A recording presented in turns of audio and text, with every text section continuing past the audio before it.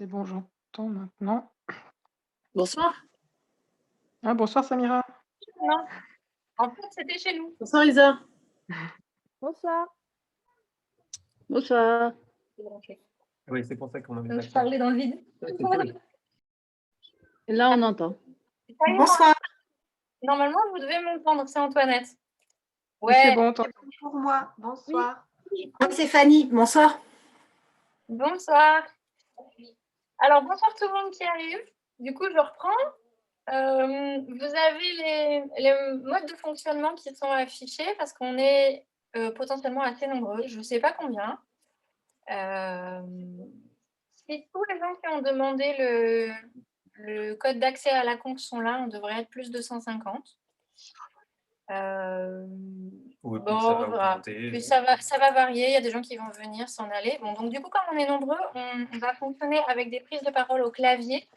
Donc, ce qu'on vous demande, c'est de silencier les micros, donc de muter vos micros, et de demander les paroles au clavier, donc, ce qui veut dire activer le module de conversation. Ça s'active dans les options qui sont en haut, pour ceux qui n'ont pas encore trouvé, dans une barre d'outils qui est noire. Donc, pour poser une question, vous mettez un point d'interrogation. Pour réagir, pour demander la parole en réaction, vous mettez un point d'exclamation. Un ou plusieurs plus pour dire que vous êtes d'accord et un ou plusieurs moins pour dire que vous n'êtes pas d'accord. Vous pouvez utiliser... Oui, c'est vachement bien cette fonction d'annotation. C'est très pratique quand on est vraiment nombreux. Les méthodes d'extinction Ouais, trop rébellion. cool, on a les dessins. Ouais, alors dessiner aussi, ça c'est extra cool, ça fait trop du bien de dessiner. On en a besoin là ce soir. Qu'est-ce que je voulais dire d'autre? Vous pouvez toujours discuter dans le clavier, c'est pas grave si ça a l'air bordélique, ça fait... ça marche. C'est parce qu'on ne va pas pouvoir tous prendre la parole, donc autant discuter au clavier quand vous avez quelque chose à dire qui complète voilà. Donc, n'hésitez pas à discuter au clavier. Pour dessiner, pour les derniers qui arrivent, il faut activer la fonction annoter, toujours dans la barre d'outils en haut. Et voilà. Donc, au départ, on avait pensé faire une petite visio à 10 copains. Et puis, en fait, il y a eu beaucoup de demandes. Donc, on Il y a est... le chat Il y a le chat, il y a les enfants, enfin, vous savez ce que c'est. Là, on est en famille, et du coup, Olive et moi. Mais on a monté une association, enfin, pas une association, un collectif informel qui s'appelle le Laboratoire des Impossibles, avec plusieurs personnes qui sont dans la conf. Ce collectif réfléchit à la résilience sociétale sur plein d'axes, et pas seulement sur l'IEF. Au niveau de l'IEF, nous, on est adhérents à l'EDA. Il y a pas mal d'adhérents à l'EDA dans la conf de ce soir. Il doit y avoir des adhérents des autres assos aussi. On n'a pas du tout vocation à remplacer le travail des assos. Donc, pour toutes les questions concernant la coordination future des actions, après ce qui s'est passé, après la commission aujourd'hui, donc il faut retourner vers vos assos et vers l'interasso. Donc là, on a proposé cette vidéo. Salut Marie. Du coup, de temps en temps, on reconnaît des gens.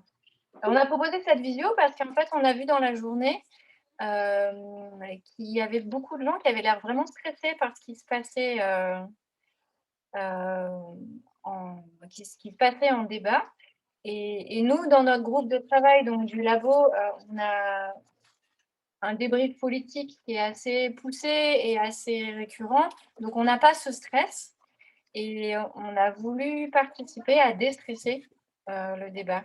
Aussi parce que ça nous fait du bien hein, de se déstresser en vous déstressant de tout ça. Je suis plein de choses dans la vie, dont consultante en intelligence collective et on va dire accompagnatrice de plein de dynamiques de vie. Olive, lui, a une expertise politique par un passé militant et puis une appétence pour cette sphère-là. qui fait qu'il est assez pointu. Donc, je ne sais pas comment justifier plus que ça, en fait. Si ça vous plaît, tant mieux. Si ça, à la fin, ça vous a pas plu, bah, on aura merdé et puis c'est tout, quoi. On a listé trois thèmes dans les retours que vous nous avez faits en vous inscrivant. Il y a ce qui vous a choqué, pardon. Ensuite, il y a l'impact émotionnel. Mais c'est bon, ça, je vais prendre. Ouais, alors j'ai vu une question de Sandrine. Est-ce que quelqu'un pourrait expliquer ce qui s'est passé aujourd'hui? Le texte de loi était en commission, je vais pas essayer. des députés, tout ça.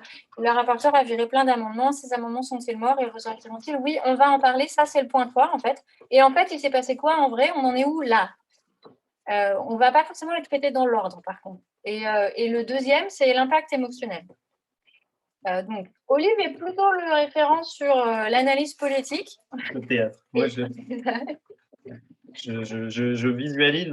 En fait, moi, j'ai passé ma journée, comme beaucoup, je pense, à regarder la commission. Et donc, moi, je considère que j'ai passé ma journée au théâtre, en fait, hein, pour situer à peu près le truc. C'est clair. Je vais essayer de prendre les trucs un par un, mais on va faire. Alors, après, déjà, juste de dire que le fait que vous ayez été choqué, c'est hyper légitime, quoi. Enfin, il y a de quoi être choqué. Après, moi, j'ai pris ça vraiment à titre personnel. Enfin, Antoinette pourra vous raconter la journée qu'elle a passée à côté de moi avec mon casque en train de suivre. Mais quand je disais j'étais au théâtre, en fait, il n'y a rien qui m'a tellement étonné dans ce qui s'est passé aujourd'hui. Je crois que non, il n'y a pas vraiment eu de trucs qui m'ont surpris dans ce qui s'est passé, dans le déroulé de la journée, ce qui a été voté, pas voté, etc. Non pas que j'avais tout anticipé ou quoi, mais l'Assemblée nationale et la commission aujourd'hui, c'est un jeu d'acteurs. En plus d'avoir un petit rôle quand même sur les lois qui se produisent, c'est quand même essentiellement, et puis ça fait très longtemps que c'est comme ça, un jeu d'acteurs. Donc certains députés sont de mauvaise foi, je vais essayer de les prendre les uns après les autres. Oui, bah, clairement, certains députés sont de mauvaise foi, mais gravement, c'est complètement assumé. Alors je me donnerais même la palme, peut-être que celui qui est le plus de mauvaise foi, c'est pas un député, c'est peut-être le ministre de l'Éducation nationale. Mais ça, on ne peut pas l'empêcher. Les hommes politiques sont de mauvaise foi, ils font de la politique.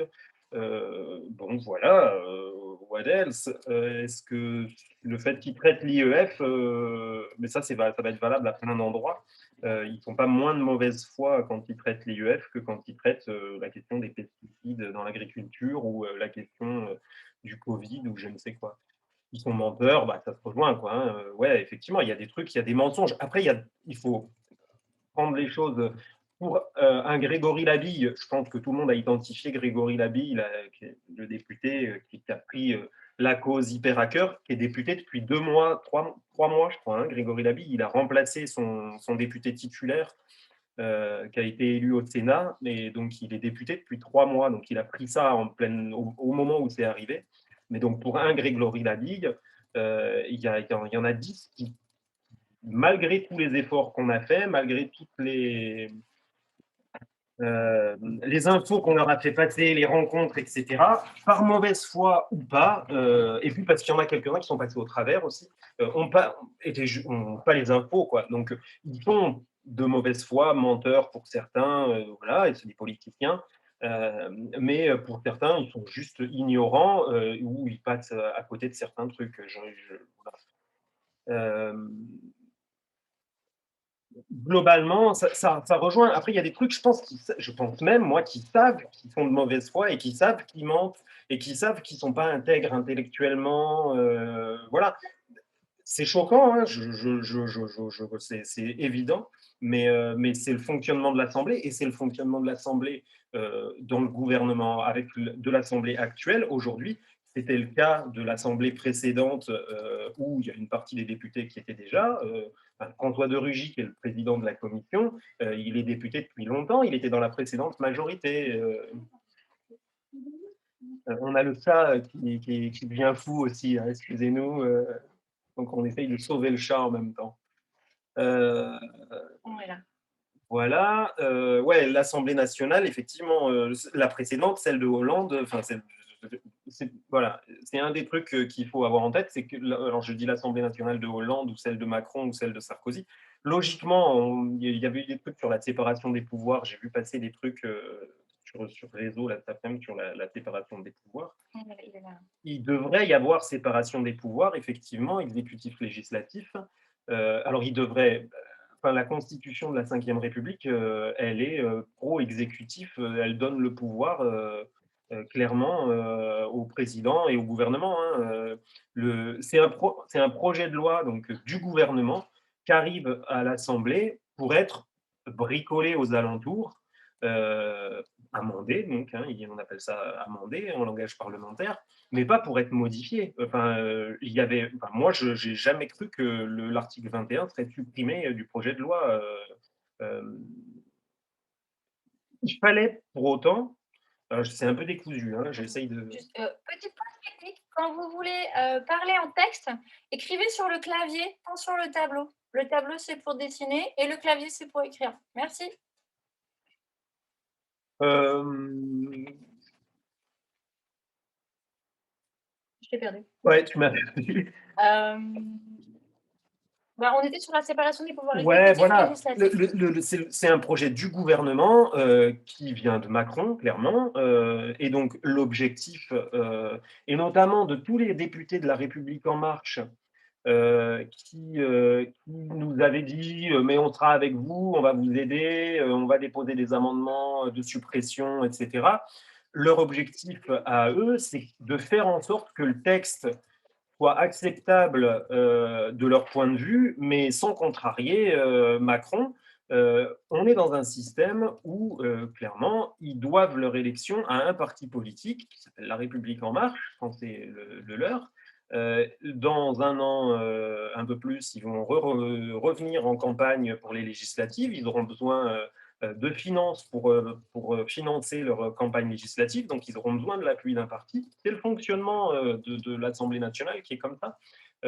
C'était le cas avant. Voilà, les textes de loi sont rarement révolutionnés par l'Assemblée nationale quand ils viennent du gouvernement. C'est la Ve République.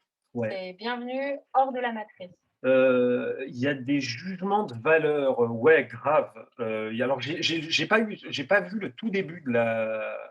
Il y a a priori, Blanquer a utilisé l'expression d'enfant sauvage, je crois. Bon, après, on a eu, alors pourtant, hein, qui nous a défendu toute la journée, la Charles de Courson, qui nous a fait un truc sur les camps de Manouche. Bon, voilà, ils sont un peu hors sol. Et puis, oui, il y a du jugement de valeur, bien sûr. Ils sont classistes. C'est des gens qui vivent pas dans notre monde, hein, clairement. Ils utilisent de faux prétextes pour des objectifs non avoués. Alors moi, je rentrerai difficilement sur les objectifs non avoués. Je ne prête pas d'intention trop cachée. Je ne suis pas trop dans ce genre de choses. Je pense que moi, ce que j'ai entendu, en tout cas aujourd'hui, et puis les amendements qui ont été votés, me font dire qu'un des objectifs quand même de Blanquer, clairement, c'est qu'il y a trop d'enfants en IEF. Ça augmente trop vite, il l'a dit, il l'a répété. Et du coup, ils n'ont pas les moyens de contrôler, ça c'est sorti aussi, hein, ça a été pas mal pointé. Et donc, plutôt que d'augmenter les contrôles possibles, bah, ils font ce qu'ils peuvent pour compliquer la vie des gens et pour qu'il y en ait moins qui aillent en IEF. C'est dévalorisant, c'est jugeant sans connaissance de la réalité. Ouais, mais pareil, ouais, c'est évident. Après, c'est autant. Tu peux annuler un truc pour annuler. Okay. Ils n'ont pas de connaissance de la réalité, ils n'ont pas plus de connaissance de la réalité. Je pense qu'ils ont, aujourd'hui, on a gagné ça, ils ont une connaissance de la réalité de l'IEF qui est supérieure à la connaissance qu'ils ont de plein d'autres réalités. Ils traitent, je pense qu'il y a un travail individuel hein, que chacun peut faire de décentrage. C'est-à-dire que l'IEF, pour les députés, aujourd'hui, c'était leur sujet. Ils ont passé, on a réussi, c'est vraiment, je pense que c'est un exploit. On a réussi l'interasso et puis tous les gens qui se sont mobilisés autour des associations, à, à faire en sorte de mettre dans l'agenda de d'une commission spéciale avec 70 députés une journée entière sur la question de l'IEF. Alors, on aurait bien voulu que ce soit dans une meilleure optique, mais en tout cas, c'est pas un moindre exploit, quoi. Il y a peu de sujets qui concernent aussi peu de monde, entre guillemets, qui vont venir prendre une journée pleine de l'agenda de l'Assemblée nationale. Euh, et du coup, ils ne traitent pas de l'instruction en famille d'une façon différente des autres sujets. Alors, évidemment que moi, le premier, on a nos enfants, nous, ils sont en IEF, on est pleinement concernés par le sujet, donc on se sent dépité, dépassé. Euh, mais pour autant, demain, j'en sais rien, je dis n'importe quoi, demain, ils vont traiter une question qui va avoir trait aux marins-pêcheurs en Bretagne et à des réglementations sur leur métier. Moi, ça ne va pas me parler du tout. Eux, ils vont trouver ça vital pour eux. Mais les députés, ils ont tous les sujets à traiter, ils le traiteront de la même façon. Et du coup, il y a clairement un rapport de domination de classe dans l'arène politique, avec des gens qui bénéficient, on va dire, d'un privilège socio-culturel qui fait qu'ils se retrouvent là, à quelques exceptions près. Mais on est clairement sur un rapport de domination. Et ce que Olivier voulait dire, et puis je souligne, c'est que ce rapport de domination, il s'exerce sur tous les sujets. C'est-à-dire personne n'est bien traité quand il y a traitement des sujets par le Parlement.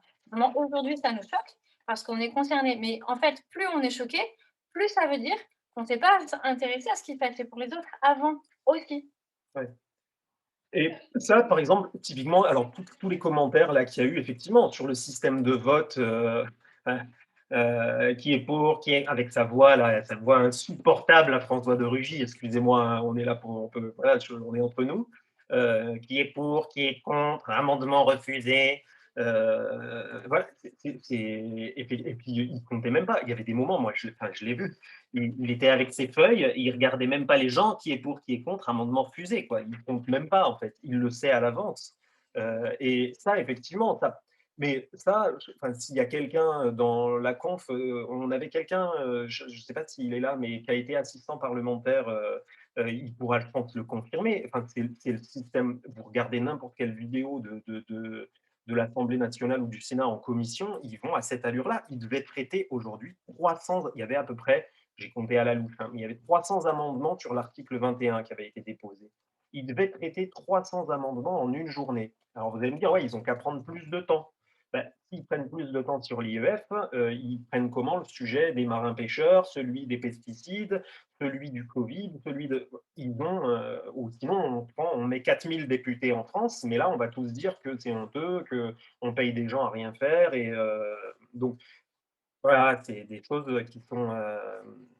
Donc, effectivement, ça peut paraître, les amendements de suppression, il y en a, je sais plus combien il y en avait, une quarantaine, je crois, ils les étudient tous d'un seul coup, alors qu'il y a des motifs différents, c'est des gens différents, des députés différents qui ont déposé, mais ils disent, bon, voilà, il y a amendement de suppression qui a été déposé, et on vote tout d'un coup,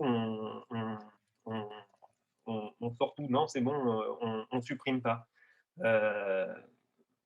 Alors, je fais une parenthèse, ça ne veut pas dire que c'est uniquement du spectacle, seulement la crier et que ça ne sert à rien. Ça veut dire simplement que c'est un jeu avec certaines règles et que eux les connaissent par cœur et donc ils jouent selon les règles. Mais quand vous les connaissez pas, et ben du coup ça ne fait pas sens. Mais par exemple aujourd'hui, le fait qu'il y ait eu autant d'amendements, ça leur a permis de bloquer une journée entière sur l'IEF, ce qui est loin d'être le cas pour tous les articles. Donc eux, dans leur jeu, ils ont quand même fait passer quelque chose et ils ont quand même mis l'accent sur ce débat-là. Ce qui veut dire qu'on a mis la pression. Et on a l'impression, quand on écoute leurs débats en commission, qu'ils nous ont super maltraités, mais en réalité, quand on prend leur code, on leur a vachement mis la pression et on l'a vachement vu quand on a les codes. Ils sont, dans la commission, ils sont 71, si je dis. Alors, il y a juste quelqu'un, il y a Marion qui dit: «Je ne suis pas d'accord avec les règles du jeu». Alors là, je comprends, mais c'est un autre débat. Oui, et bah, du coup, ouais, il faut sortir de ce jeu-là, quoi, hein, c'est tout. Bah, après, on peut discuter sans fin, hein, de comment fonctionne ce système, parlementaire, heu mais ouais, dans le groupe, la commission, il y a 35 députés, ils sont la majorité moins 1, parce qu'ils n'ont pas tout à fait la majorité absolue, dans l'assemblée, donc ils sont pas tout à fait la majorité absolue non plus LREM dans la commission, mais avec le MoDem et les avec il y a 35 LREM, 8 MoDem, 2 Agir donc qui constituent la majorité gouvernementale, dans la commission. Donc ils savent qu'en gros, ils peuvent faire passer tout ce qu'ils veulent, il y a pas de problème. Heu, les autres, ceux qui sont dans l'opposition, de gauche, de droite, que ce soit, les 2 députés de la France insoumise qui sont dedans, que ce soit, Julien Ravier, là, qui est juste à côté de chez nous, qui est des Républicains à Marseille, les Charles de Courson, qui est beaucoup intervenu, là, qui est dans le groupe Liberté et Territoire, les socialistes, le groupe UDI, voilà.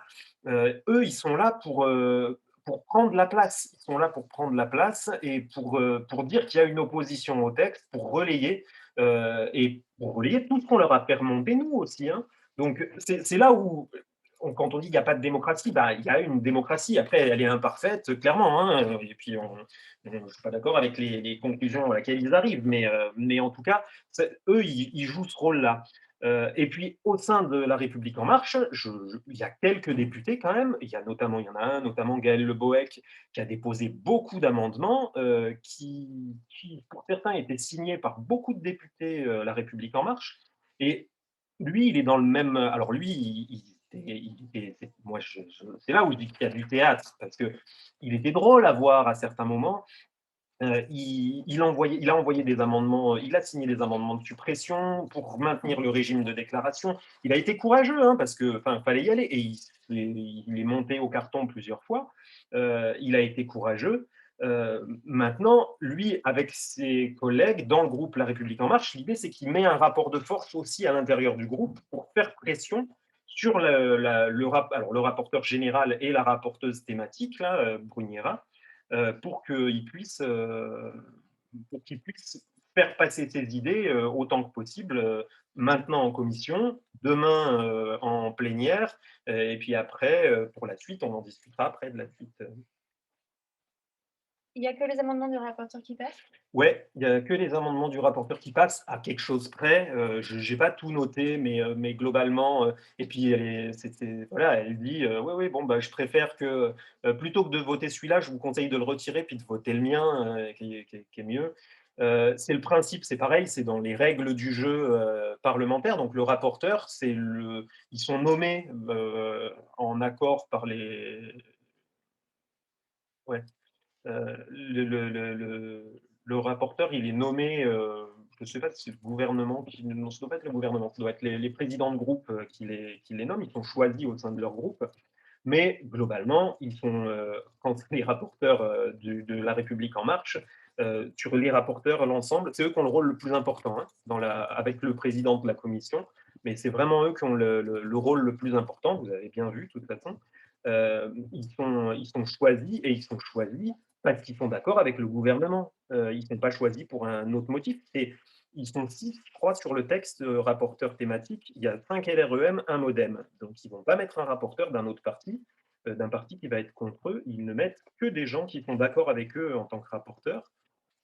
Et la règle du jeu implicite, c'est que quand le rapporteur propose un truc, bah, le député de son parti, il vote avec le rapporteur étant censé discuter en off, dans les auditions, toutes celles qui ne sont pas publiques, etc., et prendre l'avis des autres députés pour proposer des choses à peu près consensuelles. C'est le rôle supposé du rapporteur, et qu'il a.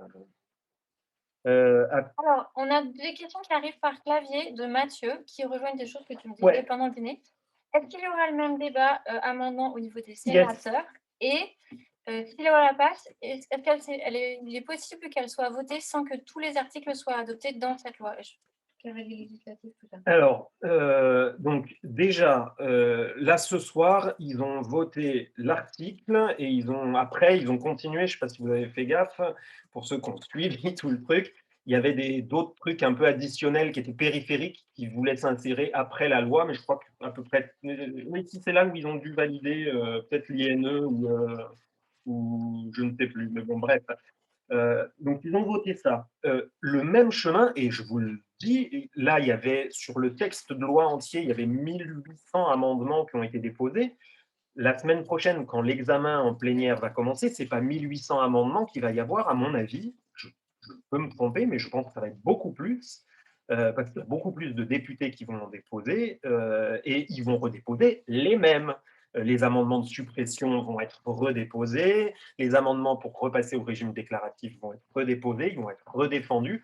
Si vous trouvez que là, ils ont fait de la politique politicienne aujourd'hui, on va suivre, on vous proposera peut-être un truc pour suivre ensemble le débat à l'Assemblée nationale. Là, ça va être, voilà, on va rentrer dans le grand spectacle. Là, c'est comme un concert dans une salle, dans un petit bar avec 200 personnes. On peut rêver de concert et tout en ce moment. Et puis un concert dans un stade avec 60 000 personnes. On va passer à l'étape supérieure, donc plus d'amendements, les mêmes qui vont revenir, d'autres qui vont être secoués à l'Assemblée nationale, et ensuite ça va repartir au Sénat, commission, les amendements, machin, avis du gouvernement, rapporteur, en plénière au Sénat, et puis après, ça suit. Donc les amendements, ils vont être proposés, reproposés. Voilà. La réalité, c'est que la plus grosse influence, ça, je pense que sur les textes, c'est malgré tout la commission à l'Assemblée nationale qui l'a. Ça ne veut pas dire qu'après, ça ne bouge plus, mais c'est une bonne partie de l'influence. Ok, on continue. La majorité est majoritaire, même Ouais. si elle dit n'importe quoi. Ouais, ben ouais, c'est un peu agaçant. Il y a des fois, ça m'énerve aussi. Et puis du coup, enfin, je le disais tout à l'heure, moi je crois il y en a certains qui sont, enfin, je pense que tout le monde en a rencontré. Il y a des gens qui ont rencontré des députés LREM qui sont, à mon avis, assez sincèrement désolés de cette connerie que Macron a inventée le 2 octobre dernier, là. On aurait bien voulu se passer de ce truc-là. Mais bon, ils sont majoritaires et donc il faut qu'ils fassent bloc. Et donc parfois, la première fois, ça arrive souvent, ils votent des trucs sans trop y croire, sans trop être d'accord, mais parce que c'est la majorité, le gouvernement a proposé ça, il faut soutenir le gouvernement. C'est un peu déplorable à certains aspects, mais c'est le jeu. Voilà, encore une fois, c'est pas spécifique à l'IEF, quoi. C'est vraiment, en tout cas, c'est pour ceux qui n'ont pas l'habitude de suivre les débats politiques, etc., que ça passionne pas, ce que je peux très bien comprendre, hein. Moi, ça m'intéresse beaucoup, mais je peux très bien comprendre qu'on s'y intéresse pas. C'est vraiment des choses, c'est le fonctionnement habituel du débat politique en France. Excusez-moi, j'ai mon fils qui m'appelle. Du coup, j'en profite pour faire un point sur la démocratie et le rôle des partis politiques. Parce que je vois plein de monde qui dit, mais du coup, les amendements vont pouvoir être reposés à l'Assemblée nationale. Alors, ils vont sûrement être reposés à l'Assemblée nationale, ils ne passeront pas plus. Par contre, au Sénat, c'est différent. Ah, Olive n'est pas complètement d'accord avec moi, mais il va revenir. Au Sénat, les équilibres politiques sont vraiment différents. Mais à l'Assemblée nationale, ils ne le sont pas fondamentalement. Et les députés ne vont pas changer. C'est-à-dire qu'avant, la structuration des partis, ça remonte à l'Angleterre, après la Révolution anglaise, donc on est 18e.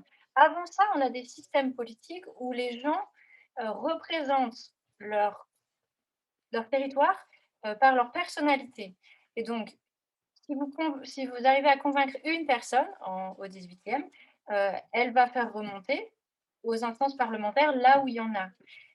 À partir du moment où il y a une logique de parti, c'est pas parce que vous arrivez à convaincre une personne qu'elle va quand même voter dans votre sens, parce qu'elle obéit à une logique de parti. Et Et du coup, c'est la dure réalité. Alors, ça a des avantages et des inconvénients. L'avantage essentiel de ce système étant que ça dépersonnalise et que ça permet d'éviter pas mal de corruption. Mais l'inconvénient est que, non, en fait, sauf si le député, La République En Marche arrive à vraiment mettre la pression en interne, parce qu'il fait la différence, heu, on connaît déjà les équilibres de vote. Ouais, alors j'étais juste un peu, voilà, sur l'Assemblée nationale. Enfin, moi, je me fais pas d'illusions sur la suppression de l'article. J'ai aucune illusion. Enfin, c'est personnel, hein. Après, on peut y croire, pourquoi pas. Moi, j'y crois pas. Je pense que le rapport de force, il est fait. Je vous avais repris. Ils ont quasiment LREM, ils ont quasiment la majorité absolue à eux tout seuls, de toute façon. Ils l'ont plus, mais quasi.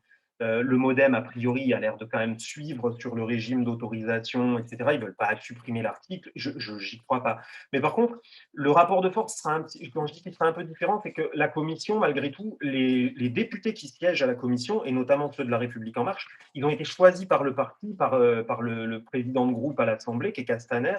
Et donc, du coup, ils ont choisi des députés qui savaient qui allaient plutôt aller dans le sens du gouvernement. Ils n'ont pas mis les députés qui allaient leur faire des petits dans le dos, si vous me passez l'expression. Ceux-là, ils vont les retrouver dans l'hémicycle. Et puis, ils vont se retrouver quelques orateurs aussi. Ils vont se retrouver avec les politiques un peu prestigieux qui sont à l'Assemblée, qui ne sont pas forcément tous allés à la commission. Et donc, du coup, il y aura d'autres discussions, il y aura d'autres débats. Il y a peut-être des amendements qui vont. Il y a quelques trucs qu'ils ont laissés en suspens. Là, aujourd'hui, ils ont dit on reproposera un amendement en accord avec la rapporteuse, là, avec le gouvernement. Ils ont dit on proposera un amendement en lecture plénière. Bon, voilà. Après, de toute façon, mais là, du coup, on anticipe en allant peut-être un poil plus loin, et c'est la position qui est défendue par l'Interasso, à l'EDA, clairement, et puis, oui, je crois, dans l'Interasso depuis le début. Euh, la, le moins le texte est amendé, au plus il se fera allumer par le Conseil constitutionnel. Il sera possible qu'il se fasse allumer par le Conseil constitutionnel. Typiquement, le système qui a été proposé par certains députés, là, qui a été rejeté, de quand on demande l'autorisation, enfin, il y avait un système d'autorisation provisoire, là, un truc en attendant un contrôle, etc., qui était proposé. Ce genre de truc, ça aurait presque pu faire basculer, enfin, ça peut potentiellement faire basculer le Conseil constitutionnel. Là, on est vraiment sur un régime, c'est interdit, il y a des exceptions, et on verra ce que le Conseil constitutionnel en dit, quoi. Mais pour l'instant, on est là-dessus.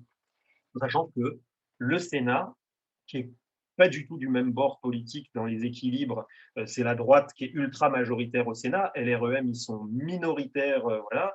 Au Sénat, la droite a prévenu, ils travailleront ils vont demander la suppression de l'article 21. Il y a le groupe Europe Écologie, les Verts, qui est sur la même ligne. Enfin voilà, hein, au Sénat, il y a des chances que le texte soit complètement remanié. Mais il reviendra après à l'Assemblée, puis ça a été dit sur le fil. Effectivement, en général, c'est quand même plutôt à l'Assemblée que le dernier mot revient. Je reviens du coup sur une question qui est en train de se discuter dans le pavé.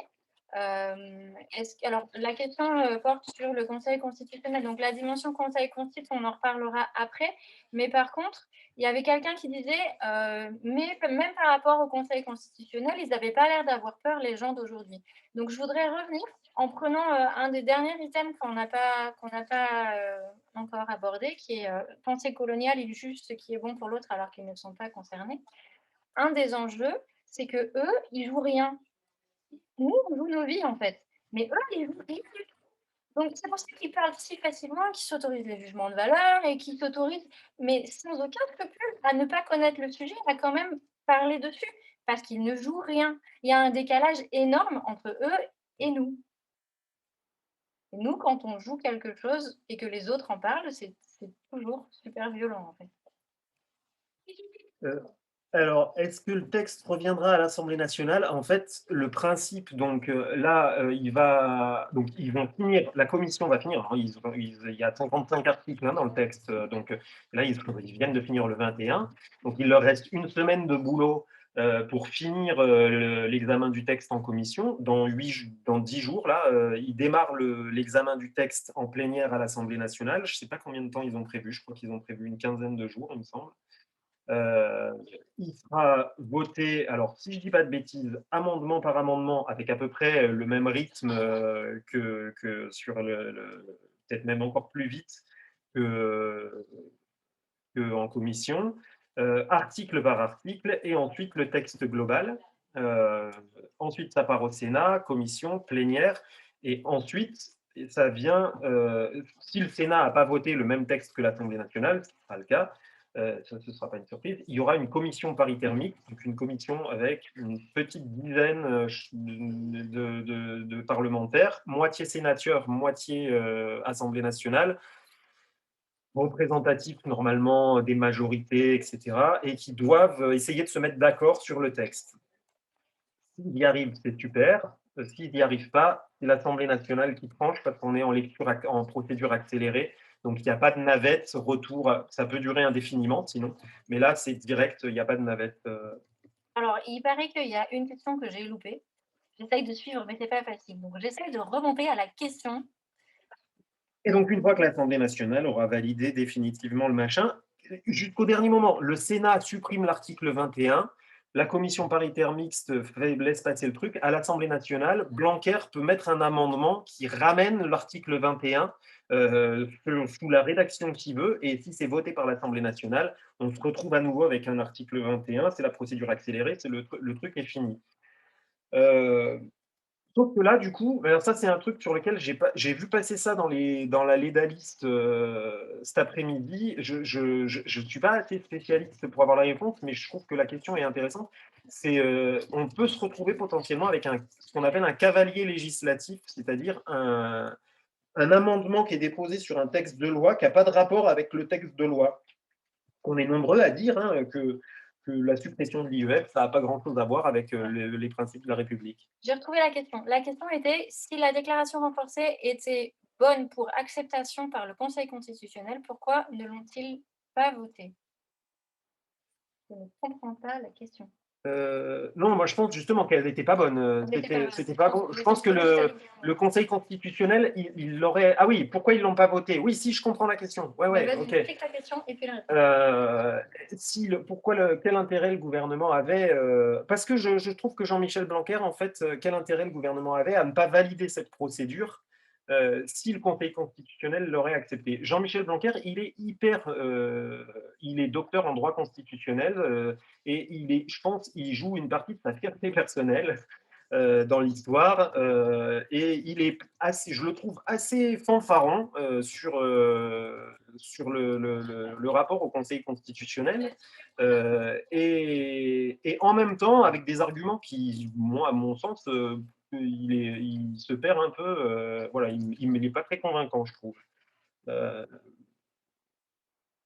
Mais ouais, ça, effectivement, je comprends l'interrogation. Je comprends l'interrogation. Je pense que il y a une part, ce truc d'autorisation, enfin de déclaration renforcée. Ils voulaient vraiment pas de ce régime. Ils veulent plus du régime déclaratif.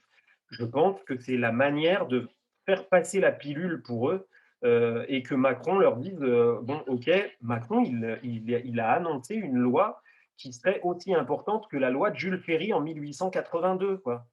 S'il se retrouve avec un truc où c'est le statu quo, en gros, on renforce juste la déclaration, enfin, excusez-moi, mais il passe pour un guignol, déjà un petit peu, hein, mais encore plus.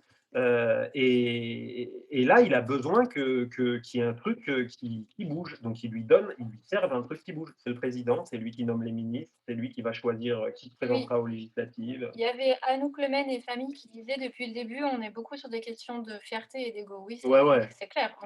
On a l'ego de Macron d'un côté et la technique de Blanquer qui trouve qu'il y a vraiment trop d'enfants en IEF et trop de contrôle à faire, quoi. Et c'est les deux qui se rencontrent.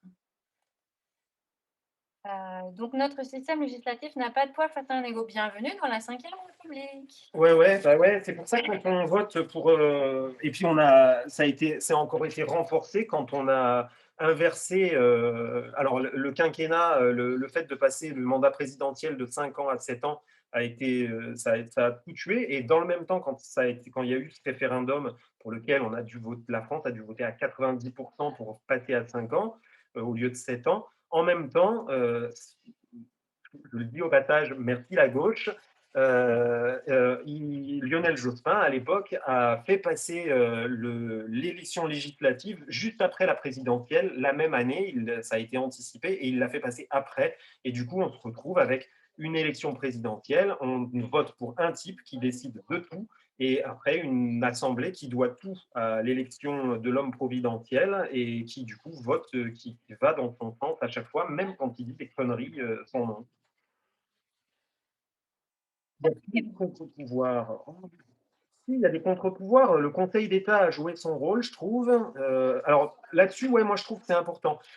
C'est que quand même, euh, moi je le pense comme ça, et puis je me dis que voilà, haut les cœurs, le 2 octobre, Macron il nous a dit l'IEF c'est terminé, il n'y a plus que les enfants, en gros, hein, je caricature, mais il n'y a plus que les enfants qui sont malades ou handicapés. Non, c'est même pas, c'était vraiment que ça qu'il a dit. Il n'y a que les motifs de santé qui justifieront qu'on puisse continuer à faire de l'IEF. Ça, c'était le 2 octobre. On a tous pris une grosse claque, voire un gros pain dans la gueule.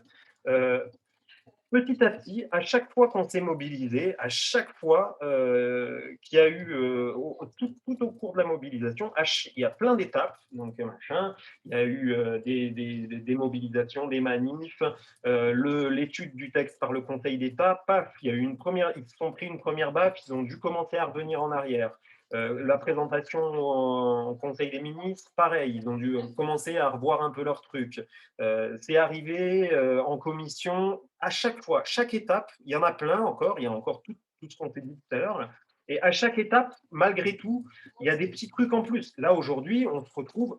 Alors, c'est pas grand-chose. On peut se dire qu'on n'est pas content. Moi, je suis pas content. Je veux pas d'un régime d'autorisation. Ça m'emmerde. Mais malgré tout, aujourd'hui, on se retrouve en une journée. On a gagné un an. Donc, ceux qui avaient envisagé, par exemple, ceux qui envisagent de partir à l'étranger, voilà, ils gagnent un an pour s'organiser. Moi, je suis plutôt content pour eux. On a gagné 2-3 bricoles. Alors là, on est sur la question, tous nos efforts de 3 mois ont été balayés. Non. Ouais, non, moi je crois pas. Je crois pas. Au contraire, il faut continuer. Et puis je crois que la stratégie de l'Interasso, elle est bonne. C'est anticipé depuis le début. Là, hier, je crois, ils ont validé le recours à un avocat constitutionnaliste qui est celui qui fait un tiers qui fait passer un tiers des recours au Conseil constitutionnel tous les ans. Donc, on a un super avocat, on a des angles d'attaque divers. Les députés, il y a plusieurs groupes qui vont attaquer le texte au Conseil constitutionnel aussi. Il y aura plusieurs recours qui seront portés, je pense. Donc voilà, donc la stratégie, elle est bonne. On n'a pas été on n'a rien perdu aujourd'hui. On n'a rien perdu. Moi, vraiment, moi, la pensée que j'ai aujourd'hui, j'en ai deux pour deux catégories de personnes. C'est les gens, je salue les renseignements généraux au passage qui nous écoutent. C'est les non-déclarants. Parce que les cellules départementales d'évitement scolaire généralisé, voilà, moi, vraiment, par rapport aux gens qui ne déclarent pas, je suis dépité pour eux. Et puis ceux qui sont la cible aussi depuis le début, c'est toutes les familles musulmanes, les maghrébins, tous ceux qui sont un peu trop bronzés, et qui, eux, clairement, voilà, tous les débats là qu'on a entendus aujourd'hui, c'était sur eux qu'il y avait des choses qui étaient visées. Après, voilà, J'essaye de suivre tous les messages qui passent. J'y arrive pas. J'espère qu'on n'en zappe pas trop. Ah ouais, le biotope, je l'ai vu passer aussi. Ouais, c'était dégueulasse, le biotope. Puis, enfin, franchement, venir dire que le biotope de l'enfance et l'école, il fallait oser quand même, quoi. Enfin, bon. Pourquoi faut-il ça? Il y a plusieurs personnes qui ont posé la question d'une manière ou d'une autre. Ils savent que c'est pas constitutionnel à la base. On sait que Blanquer, il le savait puisque 2 ans avant, il l'avait lui-même dit. Pourquoi ils font ça? Juste démystification, Pourquoi ils font ça? Ils le savent pas eux-mêmes, parce que le président, a dit, parce qu'ils connaissent pas, parce qu'ils vivent dans un monde, où, 99,5 enfin, où tous ils sont allés à l'école, et donc ils ont du mal à imaginer, qu'on puisse grandir et s'épanouir sans aller à l'école, comme ils ont du mal à imaginer qu'on puisse grandir et s'épanouir sans gagner, des 1000 et des 100, et que son projet dans la vie, ce soit pas de devenir, un riche, capitaliste, voilà. Heu, quand voilà, il y a enfin, pourquoi ils font ça? Ils ont enfin, je ne crois pas qu'ils aient, ils font ça parce que Blanquer, ça l'emmerde parce qu'effectivement, il y a la question du contrôle. Moi, je pense que la question du contrôle, elle est plus tordue. C'est-à-dire que ce qu'il est moi, cet été, aux rencontres de l'EDA, j'ai eu l'occasion de voir, il y avait Philippe Bongrand, là, le sociologue, qu'ils ont pas mal cité cet après-midi, qui était là, qui est venu nous présenter ses travaux. C'était vachement intéressant et qui nous expliquait notamment ils avaient été très étonnés dans leurs travaux du nombre d'enfants en IEF dans les réseaux d'éducation, les zones d'éducation prioritaire. Et je pense que ce qui les gêne, et ce pourquoi ils ne font pas tous les contrôles notamment, c'est parce que les inspecteurs, ils n'ont pas envie d'aller monter les escaliers dans les cités, d'aller ailleurs que dans des jolis pavillons. Et voilà, et je pense que ça les gêne aux entournures. Ils n'arrivent pas à faire les contrôles. Voilà. Beaucoup de questions de politique générale. Il y avait Laetitia qui voulait poser une question et je voudrais bien donner le micro à Laetitia si elle pouvait activer son micro pour qu'elle la pose directement. C'est une question compliquée. Oui, bonjour. Alors ma question c'était que mon beau-père c'est un ex-juriste et il m'a expliqué qu'en fait le Conseil constitutionnel, il pouvait carrément accepter en fait la demande d'autorisation si le gouvernement argue tout simplement que dans ce projet de loi ils vont fermer des écoles hors contrat clandestines ou mal intentionnées et que c'est pour éviter que ses parents en fait se retournent vers l'IEF, il faut absolument encadrer l'IEF et donc passer un système d'autorisation. Et ce serait comme un principe de précaution même sans fait. Et que ça se défendait en fait. Donc je voulais savoir ce que vous en pensiez vous de ça. Alors, moi, j'ai pas de boule de cristal, je lis pas dans le mar de café. Ça semble probable. Vous pensez que c'est possible ou Alors, que là il est très défaitiste quand il dit ça? il y aura des arguments juridiques de part et d'autre. Je suis persuadé, j'en suis convaincu que Jean-Michel Blanquer, il a déjà mis ses services juridiques sur le coup, ils sont en train de chercher, mais comme on le fait nous, ils préparent déjà leurs arguments, et peut-être qu'effectivement, c'est une partie des arguments. La question de l'autorisation, là, ça peut leur permettre. Moi, je ne suis pas à la place du Conseil constitutionnel. Je vois dans les jurisprudences du Conseil constitutionnel, il y a eu des tentatives, ça remonte, début des années 70, de soumettre la création d'associations à une autorisation. Le Conseil constitutionnel a dit non, c'est une liberté, elle ne se soumet pas à autorisation.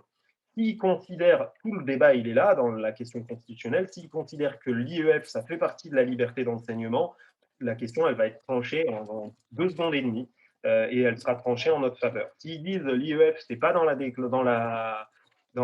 liberté d'enseignement, du coup, il va falloir aller chercher d'autres arguments juridiques. C'est pour ça, je crois que l'avocat qui était avec l'Interasso, là, disait qu'il fallait explorer plusieurs entrées avec le Conseil constitutionnel pour avoir plusieurs approches différentes. Après, les dernières lois, le gouvernement actuel, là, les textes de loi, ils se sont fait défoncer, mais littéralement, hein, par le Conseil constitutionnel. La loi Avia, qui est cet été, notamment sur les réseaux sociaux, l'expression de la haine en ligne, etc., ils se sont fait dépouiller, je crois, les 3/4 des articles par le Conseil constitutionnel. Donc, certains essayent de les faire repasser dans ce texte-là. Mais le Conseil constitutionnel va être assez vigilant, je pense. Il y a Dali Burka qui dit qu'ils sont traumatisés. C'est bien, un peu de justice. Il y avait quelques échanges là. Il y avait quelqu'un qui disait ils s'arment contre nous alors qu'ils sont censés prendre des décisions pour notre bien. Et je fais le lien avec quelqu'un qui parlait du rapport des 1000 jours. Alors, clairement, en fait, il y a des analyses de grandes lignes de société qu'il faut arriver à rentrer dans le tableau. Il y a des lignes qui bougent. La vision de l'enfance bouge au niveau mondial. On a un courant nord-américain qui date... Ok, mon lapin, dans 2 minutes, j'arrive.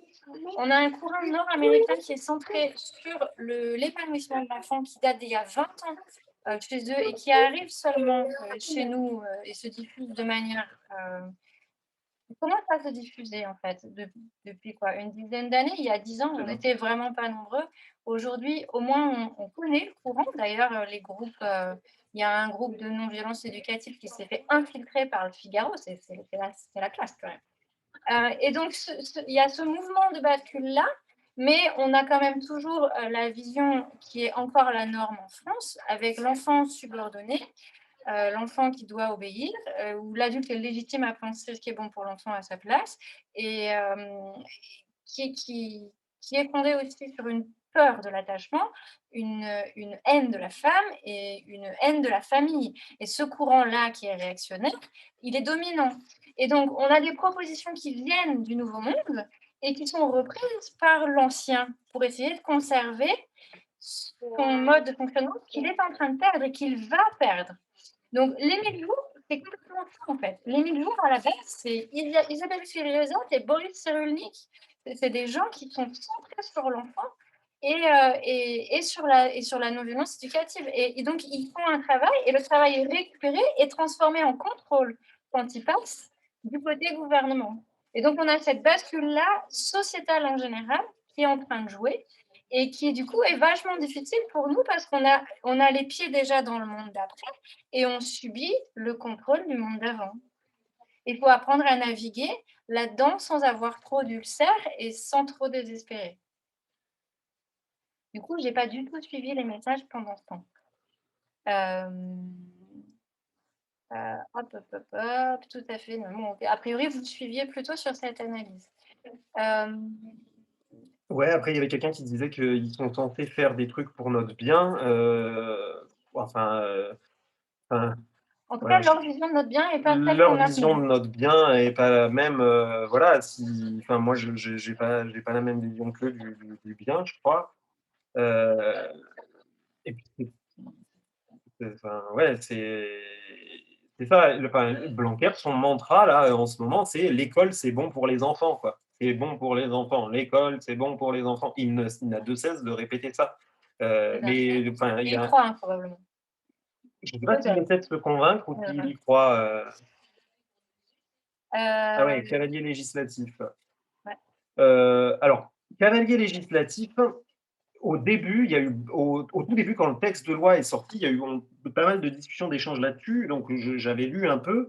Le principe du cavalier législatif, c'est quand un amendement à un texte de loi est proposé, est voté, validé, et le Conseil constitutionnel le censure en disant non, c'est un cavalier législatif, c'est-à-dire que vous avez fait rentrer dans le texte de loi quelque chose qui n'avait rien à voir avec cette loi, juste pour le faire passer là tranquillement et incognito, sans que ça se voit trop, mais ça n'a rien à voir avec l'objectif du texte de loi. Donc, on censure, c'est pas possible. Par exemple, il y a eu, sur la mandature précédente, le gouvernement Hollande avait fait une loi qui s'appelait Égalité et citoyenneté, qui traitait de pas mal de sujets, dans lequel il y avait un député, c'est celui de ma circonscription, je le connais, qui avait proposé l'inscription dans le Code civil de l'interdiction des violences éducatives.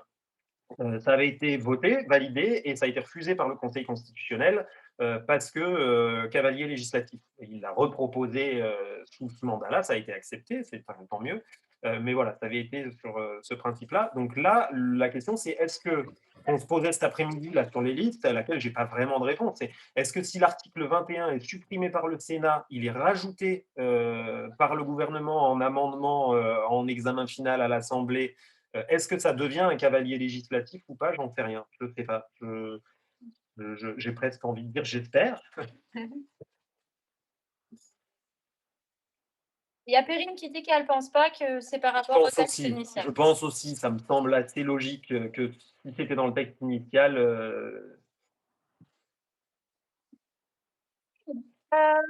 On va faire une petite pause et passer au deuxième thème avant de boucler sur le troisième. Donc, le deuxième thème était l'impact émotionnel que ça a sur nous. Et le troisième auquel on est censé arriver, et ben, on fait quoi alors prendre un verre d'eau. Donc, impact émotionnel. Donc, dans ce que vous avez fait comme retour dans les petits messages, je suis épuisée, j'ai envie de fuir, je suis stressée, je suis démoralisée, je suis abattue. Je ne suis pas forcément tout ça, mais ça me fait quand même du bien de voir que je ne suis pas seule. Voilà, il y a quelqu'un qui rajoute dévastée. Et quel est notre espoir pour vivre notre vie? J'ai envie de toi les sentir colère. Ouais, c'est bon, moi aussi, non, je suis pas vraiment en colère. Moi, je m'amuse, en fait. Je dois être dans le déni, je pense. C'est important, c'est important de mettre des mots sur ce que ça fait parce que c'est légitime, en fait. C'est une agression par des gens qui ne sont pas concernés, qui traitent de sujets avec légèreté, comme si ça n'avait pas d'impact, alors que nous, ça change nos vies. Tout simplement, en fait, on est quand même nombreux à se dire, est-ce qu'il va falloir quitter le pays? C'est pas rien comme changement. Et du coup, est-ce qu'il y a des gens qui veulent rajouter des choses sur ce tableau-là? Ou bien raconter, ou bien partager?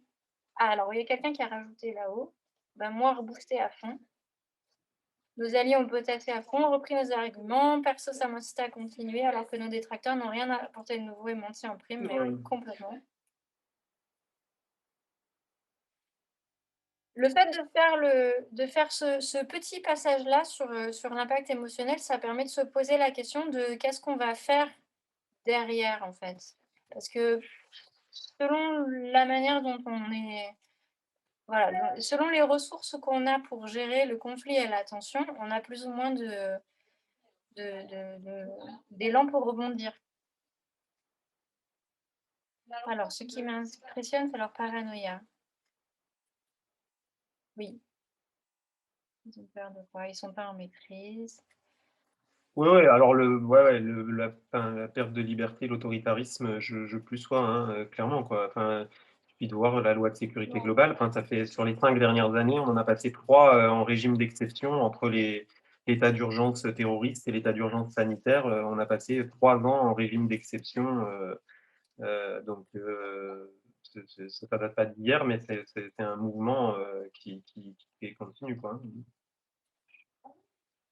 Est-ce que tu pourrais du coup faire le point sur ce qui a bougé aujourd'hui dans le texte? Ouais, alors j'ai peut-être oublié des trucs. J'ai essayé de noter, de suivre au fur et à mesure des amendements, ça allait vite. Alors, sur les amendements, si j'ai bien, je pense qu'il y a une dizaine d'amendements qui ont dû être votés et qui ont dû être validés sur les 300, je crois, à peu près, hein. S'il y a des gens qui ont des trucs qui rajoutent.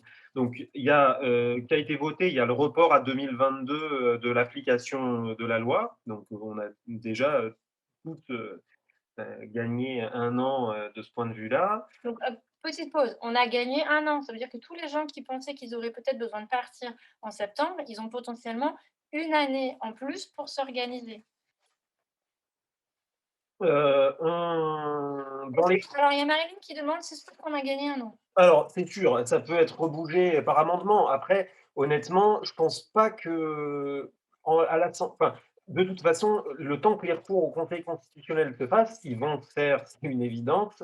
Ils étaient dans un timing qui, de toute façon, allait être un peu serré, en sachant que le contexte sanitaire est un peu tendu, ça a échappé à personne, et qu'on ne sait pas trop, le texte il doit passer au Sénat, j'en sais rien. Il y a une grosse vague épidémique, le Sénat ça reporte les travaux du Sénat, du Conseil constitutionnel. Enfin, le 2022 paraissait quand même très très sage à tout le monde.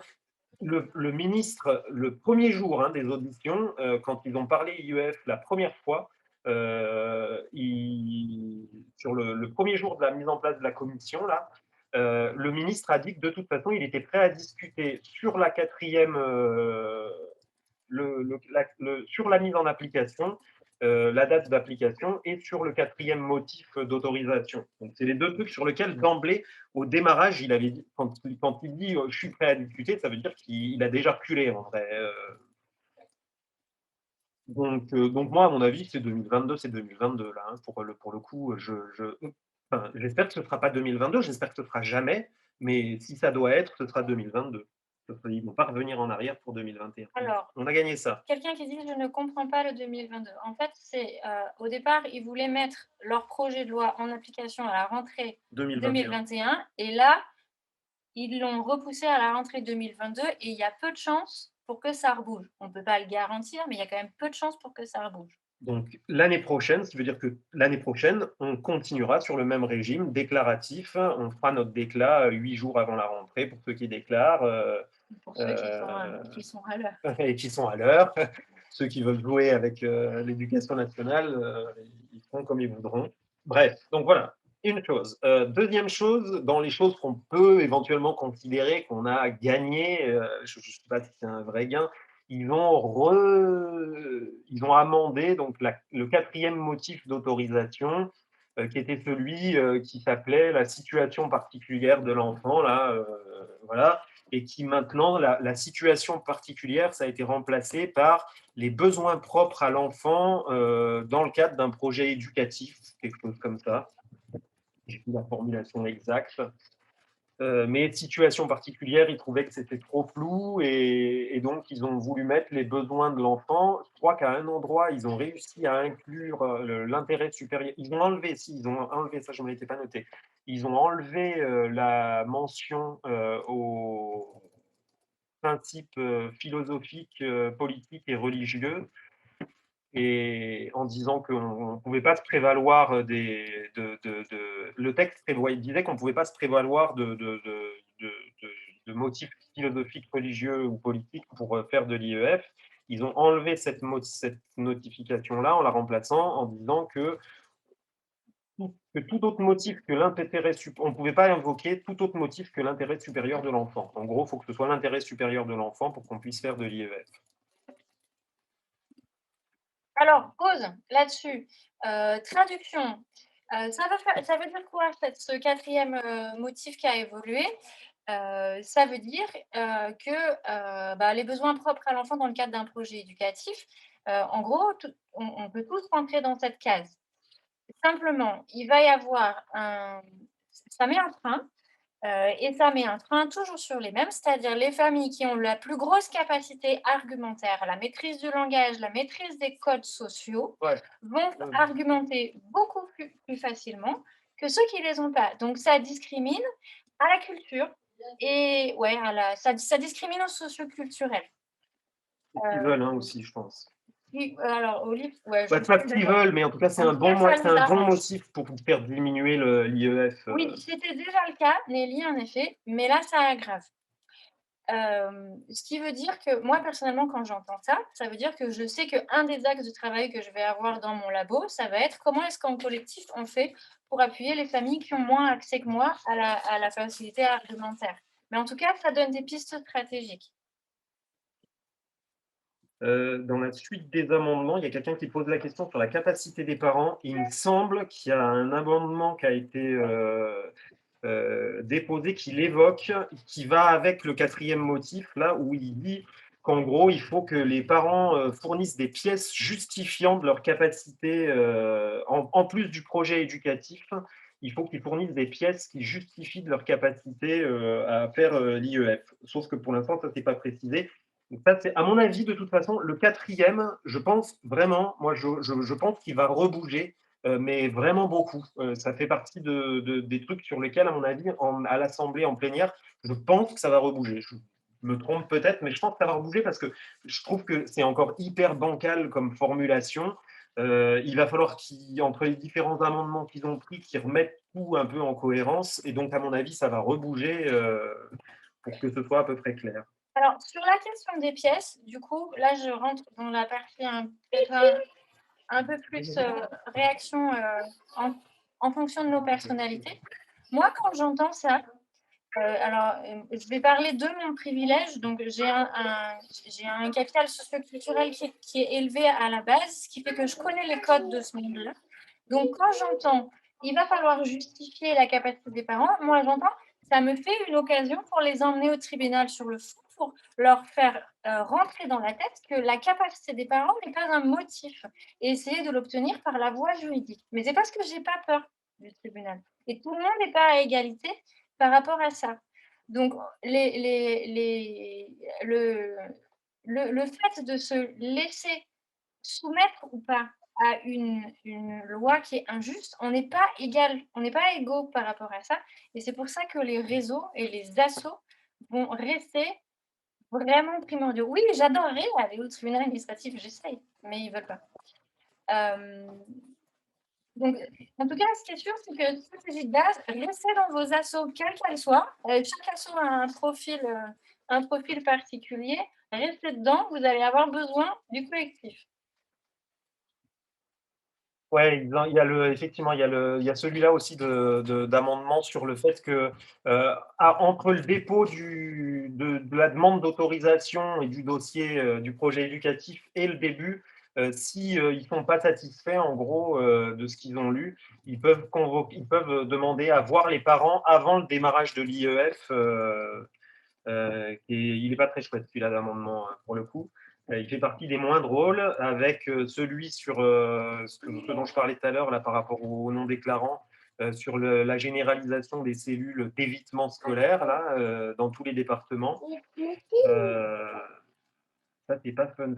Et puis après, il y a la partie INE, donc l'identification nationale élève, là, et le rattachement administratif. Bon,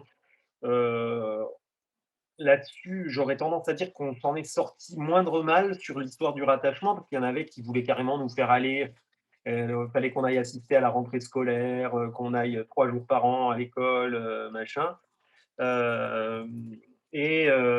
Donc, rattachement administratif maternel élémentaire à la circonscription et après collège-lycée, pour peu qu'au lycée, les lycéens, ceux qui ont moins de 16 ans en tout cas, à l'établissement de secteur, mais sans que ce soit vraiment précisé à quoi ça correspond, ce rattachement administratif, ça reste un peu flou. Il y avait un truc là que tu m'as montré. Il y a une question d'Elvire. C'est très subjectif, cela laisse beaucoup de failles. La loi est censée être précise pour ne pas laisser autant de possibilités de contestation. Blanquer a parlé de ça. Je ne sais plus à quel sujet. Il y a un des députés qui l'a apostrophé là-dessus, en disant que ce n'était pas assez précis, que ça laissait des interprétations. Et il a dit, en gros, c'est volontaire. La justice appréciera. Il y aura des contentieux. C'était vraiment, il l'a dit comme ça. Il y aura des contentieux, j'en doute pas.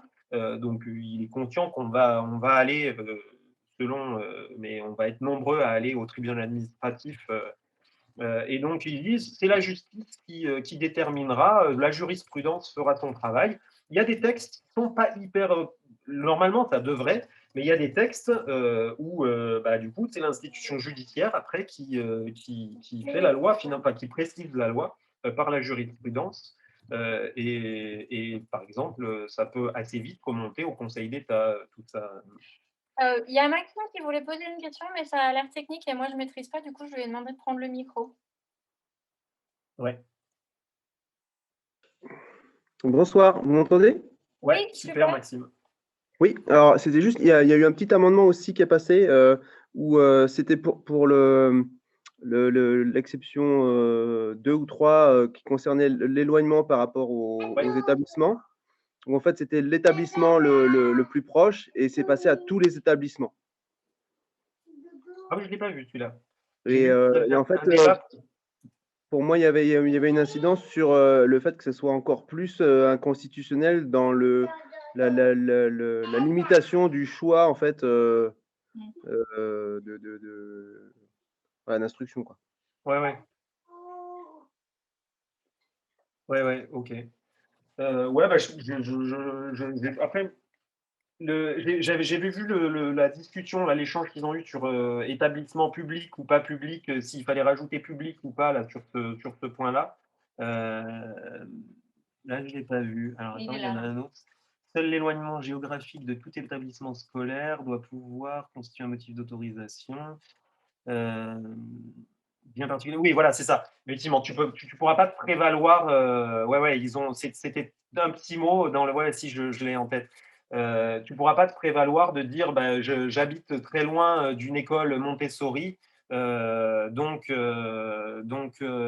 joue pas. ça, On ne voilà. peut pas refuser Non. l'éducation nationale. C'est pas l'éducation nationale. Bah, Ça, c'est leur but.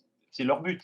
C'est plus sur les options, je pense, les choses un peu particulières. Ok. Le Ça fait le tour? monadisme, ouais, je pense. Alors du coup, je vois qu'il y a pas mal de gens. Il y a Maïté qui m'a justement, j'arrive hein, pour les prises de parole. Il y a pas mal de gens qui discutent de qu'est-ce qu'on va faire, qu'est-ce qu'on peut faire, est-ce qu'il faut partir, est-ce qu'il faut pas partir. En fait, personne ne sait ce qu'il faut faire ou pas. Et donc, on va pas vous dire que le bon plan, c'est ça ou ça, parce que les bons plans sont pas les mêmes en fonction de vos ressources, que ce soit matérielles ou immatérielles, de vos stratégies, de vos valeurs. Il y a des gens qui vont être à l'aise pour naviguer dans un système réglementaire, même s'il est très contraint. Il y en a qui ne le sont pas. Il y a des gens qui seront à l'aise pour faire de la désobéissance civile sans quitter le territoire. Il y a des gens qui vont partir et ce sera justifié. En tout cas, moi, ce que j'ai noté quand même, c'est que ceux qui ont pris le plus cher aujourd'hui, c'est les familles racisées, comme d'habitude, et les familles non déclarantes, qui sont clairement dans le collimateur. Et là, pour le coup... Et puis là, le Sénat ne va pas défaire. Hein. Clairement, alors je suis navré, il y a peut-être des gens de droite hein, qui sont avec nous. C'est pas grave. Je plaisante. Non, mais clairement, le Sénat va pas défaire. Le Sénat est à droite et il va pas défaire cette partie-là sur l'évitement scolaire, etc. Ils vont pas le défaire. Ils étaient à fond pour. Ça, à mon avis, c'est gravé. Ça, hein.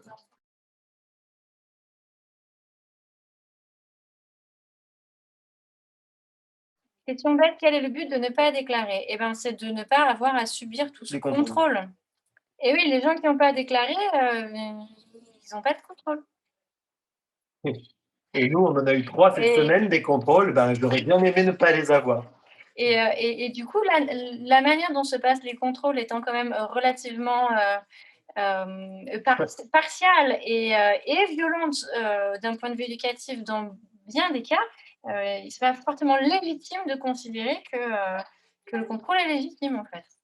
En Irlande, ce n'est pas l'éducation nationale qui contrôle. Ce sont des associations familiales. Elles font un entretien tous les 4 ans. C'est cool, hein? Oui, en général, effectivement, il y a beaucoup de non-déclarants qui se font signaler par le voisinage au moment où l'enfant arrive à l'âge du collège. Mais comme ils disent, on a gagné 10 ans. Et c'est toujours ça de prix. C'est un village en Irlande tous ensemble, ouais. Ouais, trop bien. Donc, on va prendre des questions maintenant. Ouais, je pense dans les voies juridiques, là, je vois par rapport c'est Bernadette là qui parle d'attaquer au tribunal. Dans les recours juridiques, je pense que sur le fait que les enfants n'aient pas envie d'aller à l'école et que du coup, bah, les parents n'ont pas le droit d'user de violences psychologiques et physiques pour les contraindre, ça va être. Nous, c'est la note de trait. Moi, c'est celle qu'on anticipe si besoin, quoi. Hein. Grave. Que nous, ils n'ont pas envie. Hein. Et en plus, on va pouvoir les contraindre à la respecter parce qu'ils n'y sont pas soumis, hein, puisque ça a été mis dans la loi sur l'autorité parentale. Donc, c'est-à-dire que quand ce n'est pas ton enfant, tu peux le maltraiter, il n'y a pas de souci. Ouais. Et donc, ils ne s'en privent pas d'ailleurs. Et le truc, c'est que pour moi, là, il va y avoir un point juridique, justement, parce que quand on t'oblige, pour l'instant, on peut te répondre que si tu n'es pas content, tu n'as qu'à garder ton enfant avec toi. Mais si on t'oblige à déléguer ta responsabilité à quelqu'un d'autre, tu es en droit de demander que la personne qui prend en charge respecte tes choix pédagogiques et tes choix éducatifs. Et il y avait sur les cours par correspondance, il y avait quelqu'un qui demandait là, si ça protégeait. Moi, j'ai été assez étonné. Je pensais qu'ils allaient valider des amendements là, qui étaient proposés par par les cours par correspondance pour les reconnaître comme école à distance, machin. Et en fait, non, pas du tout. Ils ont planté tous les trucs des cours par correspondance. Donc, je ne suis pas sûr que ça protège plus que ça. Pas du tout. Et d'ailleurs, ils ont tellement bataillé pour les faire sortir de leur statut d'école que moi, ça m'étonnait qu'ils les fassent revenir parce qu'ils ont vraiment galéré pour les faire passer qui n'aient plus de valeur. Et bon, des fois, je dis des trucs méchants comme ça. Je vais dire pour les cours par correspondance, vu comment ils nous ont laissé abandonner en 2007, quand justement ça a été fait, j'ai envie de dire karma. Hein. Ouais. Est-ce qu'il y a d'autres questions, demandes de prise de parole, d'autres sujets où vous voulez revenir? Maïté, vas-y. Je ne sais pas si ça fonctionne. Ouais. En fait, je voulais juste rebondir sur l'itinérance. J'avais entendu parler, en fait, grosso modo, la loi, là, les quatre exceptions, ça reprend plus ou moins, en fait, le CNED réglementé, en fait. À part la dernière, ouais. Et oui, à part la dernière. Et le CNED réglementé pour l'itinérance, si je ne m'abuse, il faut un justificatif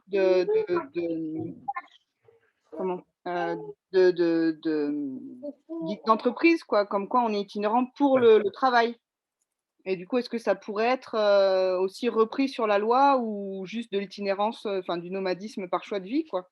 Je sais pas. Après, ça peut être dans les trucs qui soient réamendés, c'est pas exclu. Hein. Moi, j'en avais discuté. Le député là, de notre circonscription, quand je l'ai appelé, c'est le premier truc dont il m'a parlé, c'est les gens nomades. Bon, c'est un député qui est plutôt cool, donc il avait cette pensée-là, mais effectivement, c'était pour les gens qui avaient des choix de vie alternatifs. Et donc, c'est pas exclu qu'ils déposent des amendements. Après, je ne sais pas si ça va passer, comment ça va être précisé. Il y aura de toute façon, à mon avis, sur ces trucs-là, il y aura des décrets après qui seront pris, des décrets d'application ou en Conseil d'État. Là, ça va être envoyé à des trucs décidés après par décret, quoi. Hein. Il y a Marilyn qui pose une question qui est: on fait quoi là tout de suite? On attend ou on peut encore se battre? Alors, la réponse qu'on va avoir dans notre groupe de réflexion, c'est qu'en fait, on ne peut pas te répondre. Ça dépend de toi. Si tu attends d'être bien traité juste parce que c'est toi et que tu as le droit, tu peux déjà faire une croix sur cette option. Peut-être que ça va arriver par miracle, c'est possible, mais il y a peu de chance. C'est pas parce que c'est vraiment une liberté, c'est pas parce que c'est vraiment inconstitutionnel et tout ça, que pour autant tes droits vont être respectés. Parce que une démocratie, dans l'état où elle est pour la nôtre, c'est une forme de domination comme une autre. Elle est moins pire que d'autres, mais c'est quand même une forme de domination, c'est la domination de la majorité. La majorité n'est pas dedans. Donc il n'y a pas de gentil. Maintenant, est-ce qu'on peut lutter? On peut toujours lutter. Il y a encore un grand panel de choses à faire avec le Conseil constitutionnel, notamment. Il y a des choses qui sont plus faisables. Il y avait quelqu'un qui disait: comment est-ce que je fais pour que mon député défende mes droits? En fait, tu ne fais pas. Ton député, c'est un électron libre. Il va t'écouter. S'il est sincère et qu'il te dit qu'il va te défendre, il va le faire. Et puis, s'il est politicard, il va te dire qu'il va te défendre et puis il ne va pas le faire. Et puis, c'est la vie. Donc, tu ne peux pas contrôler les députés. Là, le processus législatif, tu ne peux plus faire grand-chose. Si tu peux continuer d'informer, si tu n'as pas encore eu ton sénateur, tu peux continuer de mettre la pression pour l'appeler. Donc ça, tu peux faire. Mais même après, en imaginant que l'IEF est complètement interdite, dans la pire des situations, tu peux encore lutter. Tu peux toujours rester, tu peux encore lutter. Je fais un point nazisme, mais quand tu fais un point Godwin, c'était en 1940 en France, tu peux lutter. C'est pas quelque chose. Tu peux aussi faire en Angleterre, tu peux collaborer. Et puis, finalement, si tu collabores, c'est pas forcément si jugeable que ça, parce que c'est compliqué. Donc, il n'y a pas, de notre point de vue, on a un groupe anarchiste, hein, de notre point de vue, il n'y a pas de bonne et de mauvaise stratégie. Il y a une pluralité de stratégies. Elles sont toutes légitimes. Et c'est parce qu'elles sont complémentaires qu'à la fin, ça bouge. J'ai fini. On m'entend moins bien, mais j'ai fini. Il oblige quand même à se confronter à soi-même. C'est-à-dire, la réponse, c'est toi qui l'as. Est-ce qu'il y a quelqu'un qui voudrait Tu conclus? Ouais, il n'y a pas de bonne ou de mauvaise situation. J'ai la référence et je prends. C'est quoi? C'est Édouard Baird. Ah. Mille merci, sinon on se guide là-dessus. Alors, on imaginait peut-être, pour ceux qui avaient envie, quand on sera au moment des débats à l'Assemblée nationale, ouvrir un canal Discord pour la journée, pour pouvoir échanger en direct. Parce qu'en fait, c'est vachement drôle quand on est faire un plusieurs. commentaire en live, en fait. Pour faire un commentaire en live, rejoignable quand vous voulez. Et donc, voilà. Donc, on va monter ça, on diffusera dans les mêmes groupes. Voilà. Ouais, c'est ça, je pense. Il y a Bernadette là, qui a raison de Ouais, c'est dire. le mot de la fin. Ça fait 22 ans que le feuilleton dure et ils sont tous là. Donc grand force. Voilà, le combat, il dure. Et le monde change. C'est l'école qui est en train de tomber, en fait. Samir, tu prends la parole. Oui, tu prends la parole, vas-y. Oui, bonsoir tout le monde. Donc, écoutez, je vais peut-être prendre la fin de comment dire, de cette rencontre, étant donné que je me sens, et je le dis, je le répète, la première, moi et les personnes qui me ressemblent, c'est-à-dire de confession musulmane, pas forcément d'origine maghrébine, puisqu'on sait moi autour de moi, je connais beaucoup de Français d'origine, on va dire, et de confession musulmane. Donc, les pauvres, je les plains parce que nous, on nous renvoie à nos pays d'origine, même si je suis née ici et grandie ici. Mais eux, les pauvres, je me dis... Alors, j'ai tellement travaillé sur la question et j'ai envie de dire, l'IEF se réveille, mais nous, la communauté, les gens de confession musulmane, on est touchés par cette problématique de la radicalisation depuis très longtemps. Donc, à coup de radicalisation, on fait passer des lois et on sait très bien que c'est mensonger. Donc, nous, si vous voulez, moi, je ne découvre pas comment dire, les mensonges, etc. Mais ce qui me fait mal, c'est que parfois, on est confronté au sein même de l'IEF à des gens qui vraiment ont intégré ça comme vérité en se disant oui, c'est à cause des musulmans, c'est à cause des... Mais non, mais non. Mais non, si on est honnête, on sait que, enfin, comment dire, les politiques, ils ont travaillé pour, ils ont des stratégies, et ils font passer, il leur faut bien des, comment dire, des raisons. Donc, quand il y a un attentat, effectivement, on est tous émus, tous choqués, tous heurtés, tous. Et du coup, comment dire, l'opinion publique, elle est prête à accepter parce qu'on se dit, non, c'est pour le bien de tous, pour la protection de tous. Donc, le débat sur l'IEF et l'instruction en famille, que tout le monde reparte à l'école, etc., je sens vraiment que c'est pour nous museler en tant que citoyens, tout simplement. Et qu'il faut bien une cause et que la cause, ça va être le risque comment dire, d'attentat, le risque de. Par exemple, je vais dire, moi, j'ai travaillé la question des attentats. On cherche toujours à savoir parce que c'est des gens qui nous ressemblent et c'est fait au nom de notre foi.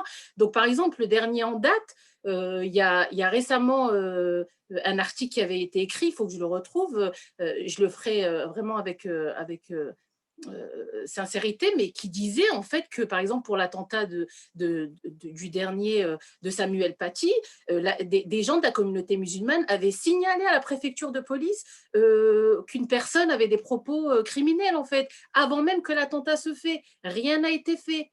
Quand on apprend, il y a plein de choses qui sont très bizarres, en fait. L'attentat avec Mohamed Merah, on apprend par un article qui a été publié, je pense, par Le Monde, ou je ne sais plus, qui disait en fait que Mohamed Merah, il travaillait pour les renseignements généraux. Il y a des choses qui sont très bizarres et que nous, de confession musulmane, on ne comprend pas, et c'est encore plus, comment dire, heurtant pour nous parce qu'on se sent doublement victime ou triplement victime parce que et là, on est pointé du doigt et on est le mal ambulant de cette société, alors que moi, je suis française de confession musulmane, mais française, citoyenne, au même titre que n'importe qui. Je le défendrai. Et là, aujourd'hui, mon garçon qui a 14 ans se pose des questions en se disant mais maman, tout ce qu'ils disent sur nous, c'est faux. Mais effectivement, mon garçon, c'est faux. Mais il faut bien, voilà, donc le mensonge qui se fait au niveau de l'IEF, je le prends personnellement, mais je veux dire, il n'est pas nouveau pour moi et je tenais quand même à le dire et je tenais vraiment à tirer chapeau à toute la communauté, tous les gens de confession musulmane qui se prennent ça dans la figure et qui restent humbles. Voilà. Et c'est pour ça qu'on avait tenu à mettre en tête de cette conf que le cadre, c'était pas d'islamophobie, pas d'attaque sur les familles non déclarantes. Et puis derrière, l'étape suivante, effectivement, c'est pas d'attaque sur les couleurs, parce que c'est ceux qui viennent après. Parce que quand l'annonce de Macron a été formulée, il y a 3 mois, on a été mais extrêmement choqués par les propos, mais la libération de la haine raciste, antisémite, c'était d'une violence. Et on s'est dit, avec les copines là, qui avons monté ce groupe de travail, on ne peut pas faire que lutter contre nos cauchemars. À un moment, il faut qu'on arrive à créer l'espace où on vit pour nos rêves et où on parle de cet IEF qui est inclusif, quoi, en tout cas, qui est non oppressif. Et c'est pour ça qu'on a monté notamment la page des portraits, SCO, non SCO, le monde d'après, sur laquelle on essaye depuis le début d'obtenir le portrait d'une personne qui est à la croisée de cette intersection entre IEF et racisme, ou islamophobie, parce que les deux, ça croise aussi. Oui, c'est nous les portraits. Et sur lesquels on peut aussi publier de manière anonyme, parce que forcément, c'est des personnes qui sont plus exposées. Donc, si vous voulez aussi abonder en portrait, n'hésitez pas. Voilà. Ouais. Et merci beaucoup pour ce témoignage. C'est super de vous avoir entendu à la fin. Allez, ciao tout le monde!